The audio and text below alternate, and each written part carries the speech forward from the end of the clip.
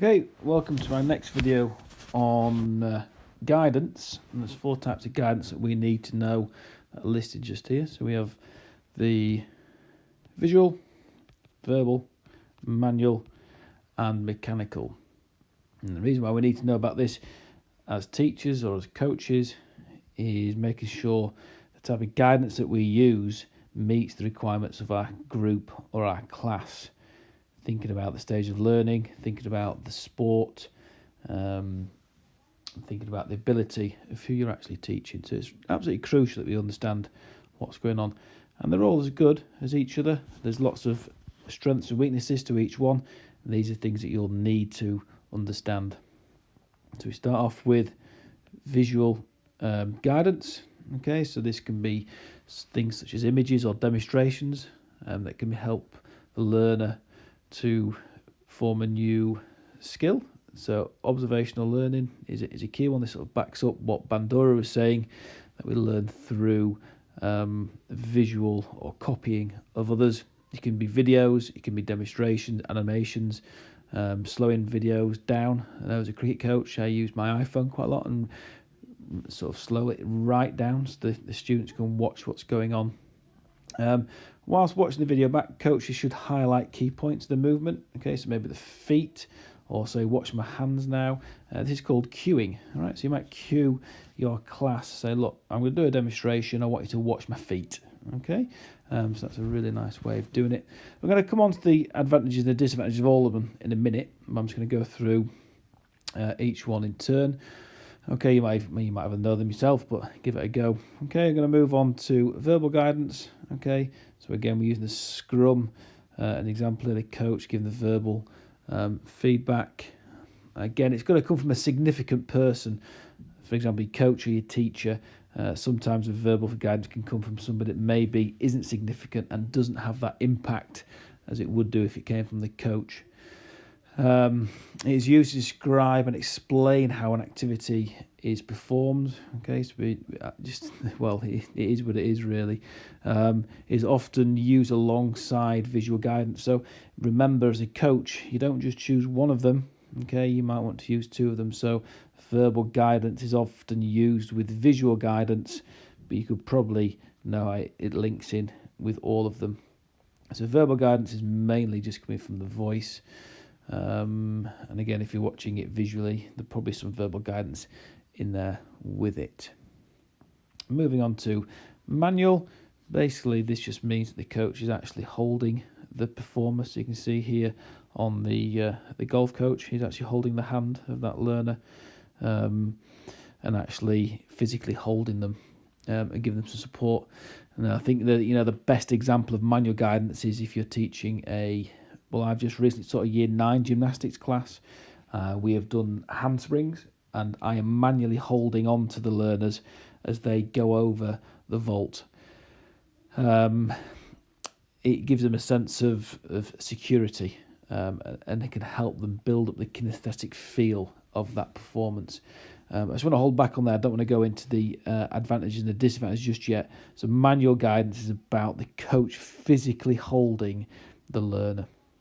Mechanical guidance, again, a good example here of gymnastics. We use these to help teach the forward roll or the somersault. And it's very similar to manual guidance, except you're using some sort of mechanical or physical guidance. Another really good example, and I think you should use in your exams, is swimming. If you think about when we go and learn how to swim, what do we put on our learners? We put on armbands, we might put on rubber bands around them. It's a fantastic way to try and get them to learn how to swim. So mechanical guidance is more about apparatus. Manual is about actually touching and physically holding the learner. What you're going to get in your exam, if you do get a question on this, you're going to have to look at the advantages and the disadvantages of each. So I don't want to sort of read over it. I'll try and elaborate on a few points for you. So visual guidance forms a mental picture. Now you think about who would suit that. Who doesn't have a mental picture of a skill? So hopefully you're thinking of people in the cognitive stage of learning. So it would benefit the people in the initial stage of learning. It corrects errors, Okay, the visual guidance motivates learning, good for the cognitive stage of learning. So this would be fantastic in your exam response if you could give a few advantages. But again, if it's evaluate or discuss, you need to give a balanced argument. So you would come across here. This is key. I talked about it before about if the demonstration is poor, obviously the learners are going to learn something incorrect. So I talk about if I teach gymnastics or dance, I'll always get the best student in the class to do the demonstrations. Plus it saves my embarrassment of going completely wrong. The demonstration loses its impact if it's complex or it's static. I've seen many coaches giving visual guidance, a demonstration lasting 5 to 10 minutes. The students or the learners get bored and they stand still, and if they get bored, they're going to lose focus, they'll mess about, and you've lost any impact that you might have done. So your visual guidance, you've got to get it done pretty quick, get on with it, okay? Nothing worse than a coach standing there going on and on and on, or just demonstrating because they just love playing it, okay? Let's be fairly short and sharp with it. For it to be effective, it's got to use verbal guidance as well. So it's not that good on its own. I don't think anybody would sort of understand a demonstration without any verbal guidance. So it's not that good on its own. There's no feedback, so less effective at the autonomous stage of learning. Okay, and plus the people at the autonomous stage of learning have probably got the mental picture already and don't need to go over it. Moving on to the verbal guidance, the advantages are builds on knowledge gained by visual guidance. Again, it working together. Helps develop understanding of detail. So this coach could be talking about his foot position, his arm position, his head position, his back position. And okay, that's the real detail that it could become. Could focus on aspects or the most relevant cues. So you might want to say, let's just watch at certain parts of the body. It's a good chance for the coach to correct errors. You can use it to motivate your learners. And it's fantastic, the autonomous stage of learning. If you look there, that is the England pack. I know it's a few years old. Lewis Moody there, brilliant rugby player from yesteryear. The disadvantages of verbal guidance, it's not effective if too much negative feedback or criticism is given. I'd maybe argue a little bit there because at the autonomous stage of learning, they can take more negative feedback, but I'd certainly keep away from that at the cognitive stage. You'd be very careful to overload. I mean, just living in the sporting world for a long time now, I do see coaches giving far too much information as overload, and you'll ask my child, my son, or you'd ask the people that are the learners, and they didn't get it because there's too much been told. Okay, so if you are coaching, verbal guidance is really important, just to try and pick up maybe one or two faults and let them go. Let's not overload them.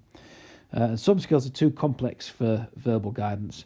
The old saying that a picture says 1,000 words, so you could maybe just use visual guidance rather than trying to explain it. I mean, I use the example of trying to verbally explain maybe the reverse sweep switch hit in cricket. It'd be very difficult for me to explain that, but if I just showed you a demonstration or showed you a video, you'd probably get it straight away. And it can be confusing at the cognitive stage of learning. Just pause it and just take a second just to make sure you understand that. So moving on to manual guidance, the advantages are it corrects errors, it can give you confidence, it's good for dangerous skills. The autonomous stage of learning helps more complex skills, gives a feeling of movement and kinesthesis and development of timing. It's great at the cognitive stage of learning, and it may motivate people to pursue a lifetime in sport. So it can correct errors really quickly. I mean, that there is no demonstration or verbal needed, just physically grab them and move them. So the disadvantage is they can come over reliant on this type of feedback, and they're expecting you all the time to correct their errors. They can't do it for themselves. They're getting away from the intrinsic feedback and the kinesthetic of feedback. So it's a massive downside to manual guidance. This also a safeguarding issue. Some people don't like being touched. For example, if I taught gymnastics to a girls group, I would not teach in the same way if I taught the boys group. Okay, the close proximity of a coach could be uncomfortable, and also you could maybe say that you're not actually allowed to do that. So you've got to be very careful, sort of actually putting your hands on learners. It's ineffective if it's used for too long. Okay, you can become reliant on it. Okay, and the same will be said of mechanical. Some nice words to get in there can limit proprioception or the kinesthetic development, the feel of how the movement is, because your coach is always manipulating. And you might not trust your coach.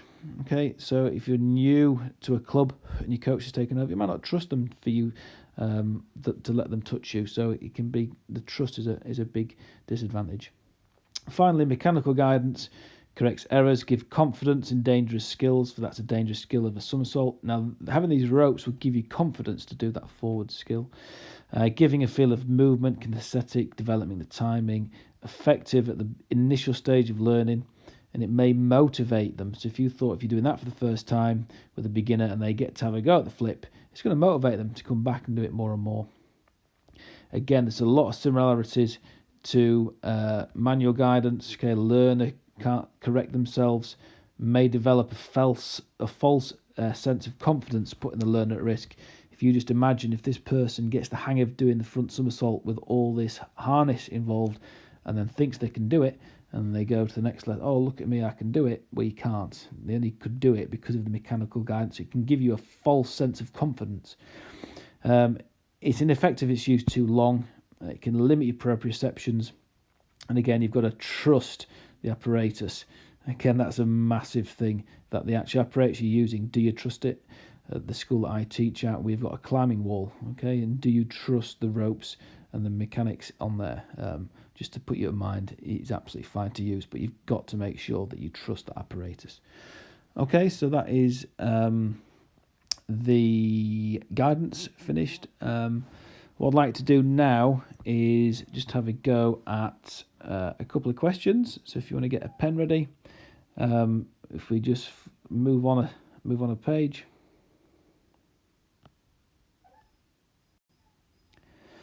Okay, so I'd like to have a go at these 3 questions. Okay, so the first one I'd like to have a go at is number 1. What are the 4 learning theories? Okay, so the 4 learning theories. Okay, can you name them? Question number 2. What are the 3 stages of learning? 3 stages of learning. And question number 3, please could you, what are the 4 types of guidance? Okay, the 4 types of, oh, not a space. Okay, 4 types of guidance. So have a go at them, and then on the next slide we'll go through it. Hopefully you've got that. All right, thanks. All right, so hopefully you've had a go at them. They're fairly straightforward questions on them. So the first one I was asking you to do was name the learning theories. Okay, so we've got operant conditioning. Okay, that talks about the SR bond and manipulating that environment to get the desired response. So the example I gave you was a footballer. Okay, maybe put in some cones in the top corner to try and get them to score and kick it. Okay, manipulate the environment, or badminton's a good one. Okay, making the court smaller. Then we looked at Thorndike's law. Okay, he talks mainly about the 3 laws that link to the SR bond. Okay. Then we looked at the cognitive learning theory. Okay, teaching as a whole. Okay, don't get confused with the cognitive stage of learning, because it has got nothing to do with that. Okay, the cognitive theory of learning. Okay, we present the whole problem to our learners. And finally, number 4 was the observational learning, Bandura social learning theory. We copy our significant others. So watching television and copying that is a big one. Then I asked you to look at the 3 stages of learning. We've got the cognitive stage, which is the initial stage. Stage 2, the associative stage. And then stage 3 was the autonomous and the final stage. And then the last question was the types of guidance, which was the verbal and visual, and manual and mechanical. Just remember with guidance, the 2 V's and the 2 M, verbal and visual, manual and mechanical. Now what we'll do a bit later on is making sure that you can construct an answer. So evaluate the use of verbal guidance whilst teaching a certain type of group, and you'd have to give your benefits and your negatives for each one of those types. All right, I hope you found that useful. Thanks.